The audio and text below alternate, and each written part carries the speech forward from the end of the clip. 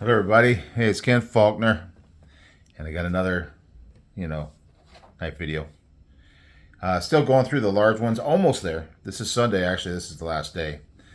This is the one I'm carrying today, but I'm falling behind on my videos to show them. Yeah, sometimes that happens, Things get busy. But I'm here with Saturday's carry, yesterday's. It's the Cold Steel, the 4 Max Scout. It is quite the large knife. It is quite a beater. Oz 10A, made in Taiwan, 4 Max Scout. A little wear on this thing, but it is a user.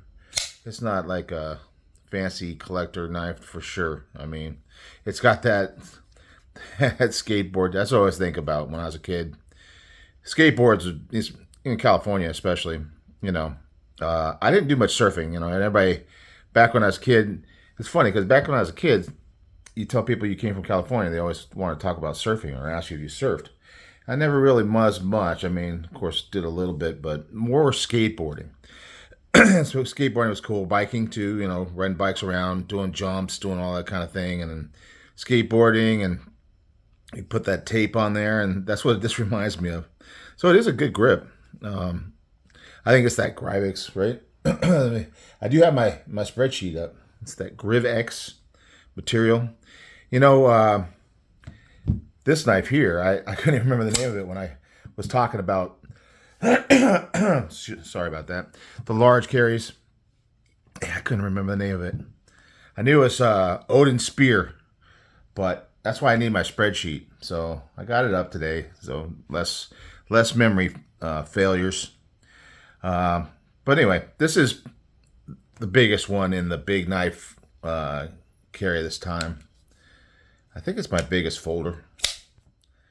But yeah, and it doesn't get carried as much. It's not really an EDC knife. If I'm going to be, I don't find myself too often nowadays, 60 years old, almost 61. And I don't get out and doing stuff so much that I'm using a big hard-use knife like this. But I do love to have it, and I think it's great. I mean, just the solid build, the way that sounds. It's kind of a thud. Thud. But it's just solid and thick. Thick. It's pretty thick here, but it's funny because it's so tall. It does come down kind of thin, and I was thinking when I was, like I said, I don't carry it that often, so I was kind of surprised at how well this thing cuts. Yeah, normally 80-10 is probably, when I'm going for a cold steel, this is about the size for EDC. Definitely can, do a lot with it, but it's still a pretty beastly knife. But this guy here, I got some paper out, and I'm going, okay, it's just going to cut through. It's going to rip through it. It's going to be too thick behind the edge. Yeah, it is not the thinnest behind the edge, but I was really pleasantly surprised at how well this thing could cut paper. And what else? Some cardboard. Cuts it clean. Easy. No problem. It's got a great grip on it. It's plenty big. Even though it kind of locks you in a little bit, it doesn't really lock you in because you can slide down.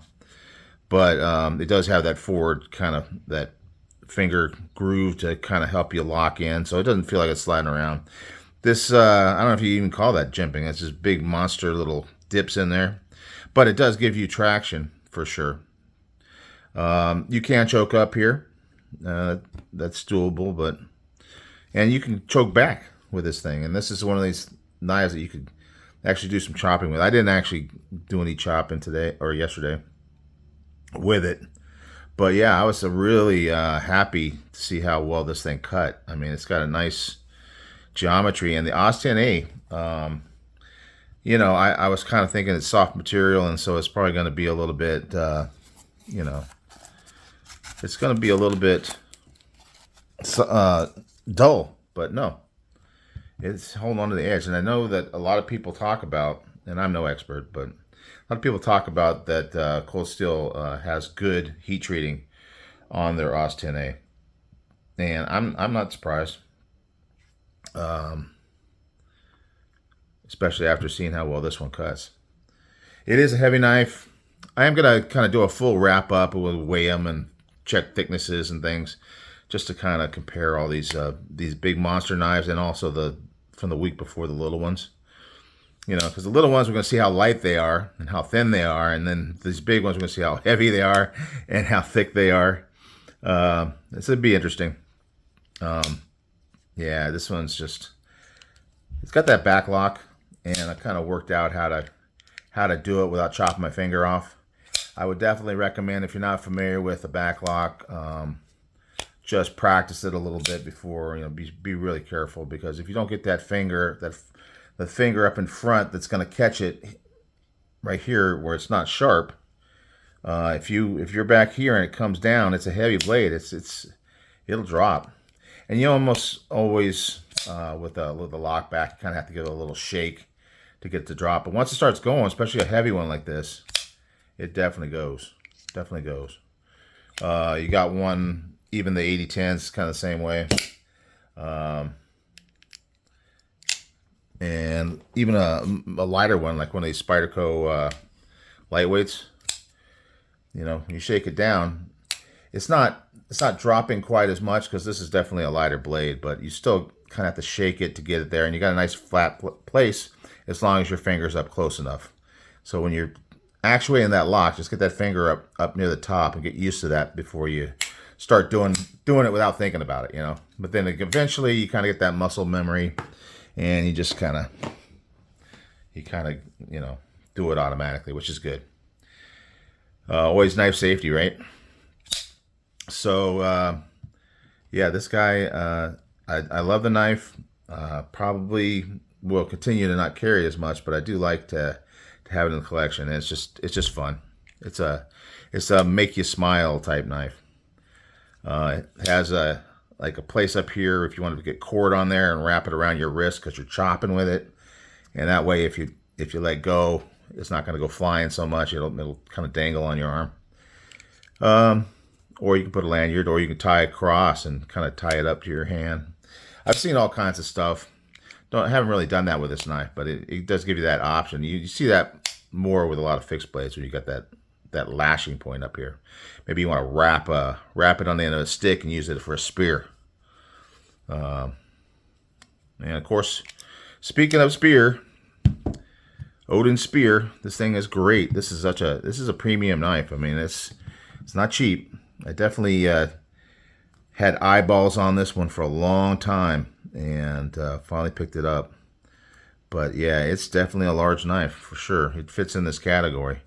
Works really well. It's got that, we'll talk about it a little bit more, but yeah, I'm looking forward to finishing out the day today and bringing you my review on that one tomorrow.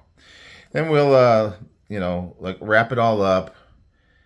I got some stuff coming in, and then I'm going to start talking about that Faulkner 5, because it's 2 months until a Blade Show, and that time period is going to move fast.